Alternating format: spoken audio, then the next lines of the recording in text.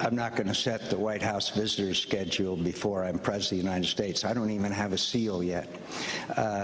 Look, Dr. Kissinger did not say that he would approve of face-to-face meetings between the President of the United States and the President Ahmadinejad. He did not say that. Of course not. He said that there could be secretary-level and lower-level meetings. I've always encouraged them. The Iranians have met with Ambassador Crocker in Baghdad. What Senator Obama doesn't seem to understand, that if without precondition you sit down across the table from someone who has called Israel a stinking corpse and wants to destroy that country and wipe it off the map, you legitimize those comments. This is dangerous. It isn't just naive, it's dangerous. And so we just have a fundamental difference of opinion. As far as North Korea is concerned, our Secretary of State, Madeleine Albright, went to North Korea. By the way, North Korea, most repressive and brutal regime probably on earth. The average South Korean is 3 inches taller than the average North Korean, a huge gulag. We don't know what the status of the dear leader's health is today. But we know this, that the North Koreans have broken every agreement that they've entered into. And we ought to go back to a little bit of Ronald Reagan's trust but verify. And certainly not sit down across the table from without precondition, as Senator Obama said he did twice. I mean, it's just dangerous. Look, I mean, Senator McCain keeps on using this example that suddenly the president would just meet with somebody without doing any preparation, without having low-level talks. Nobody's been talking about that. And Senator McCain knows it. There's a mischaracterization of my position.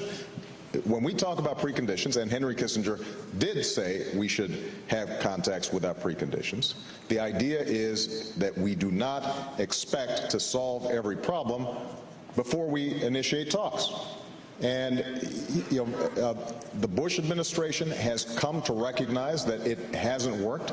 This notion that we are simply silent when it comes to our enemies, and the notion that we would sit with Ahmadinejad and not say anything while he's spewing his nonsense and his vile comments is ridiculous. Nobody's even talking about So let me get this right. We sit down with Ahmadinejad and he says, we're going to wipe Israel off the face of the earth, and we say, no, you're not? Yeah, oh, please. No, by the way, my friend Dr. Kissinger, who's been my friend for 35 years, would be interested to hear this conversation and Senator Obama's depiction of his positions on the issue. I've known him for 35 years, and I guarantee you, he would not say that presidential top level. Of course he encourages, and other people encourage contacts and negotiations and all other things. We do that all the time. We're going to go to a new lead. Senator Obama is parsing words when he says precondition means preparation. I am not parsing words. I'm using the same words that your advisors use.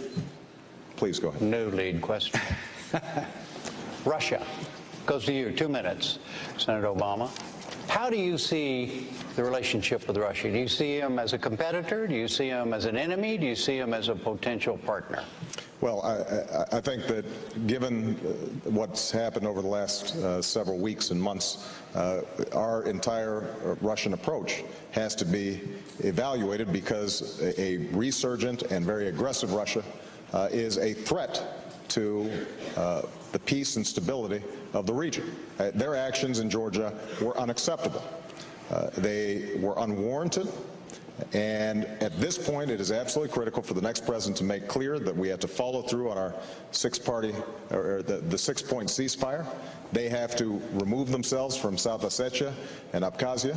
It is absolutely important that we have a unified alliance, and that we explain to the Russians that you cannot be a 21st century superpower or power and act like a 20th century dictatorship.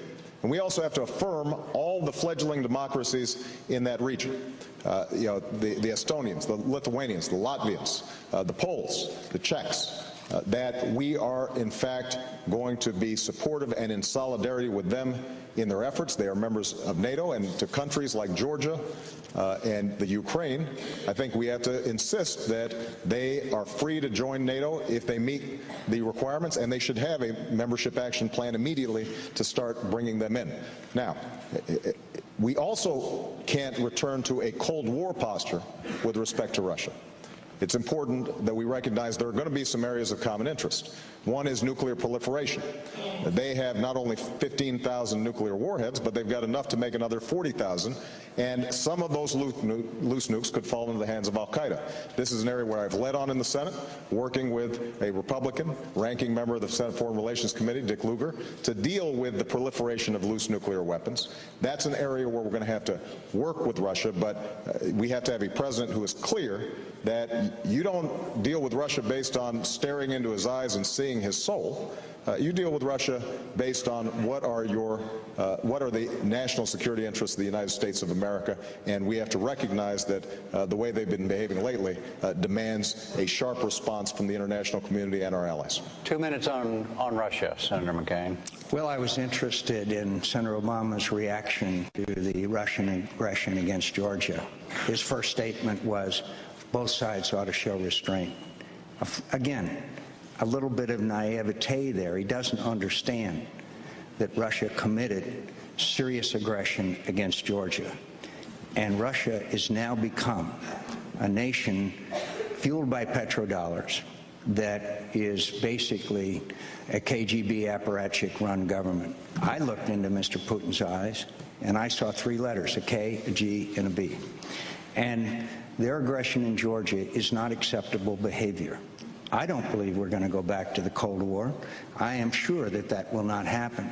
But I do believe that we need to bolster our friends and allies. And that wasn't just about a problem between Georgia and Russia.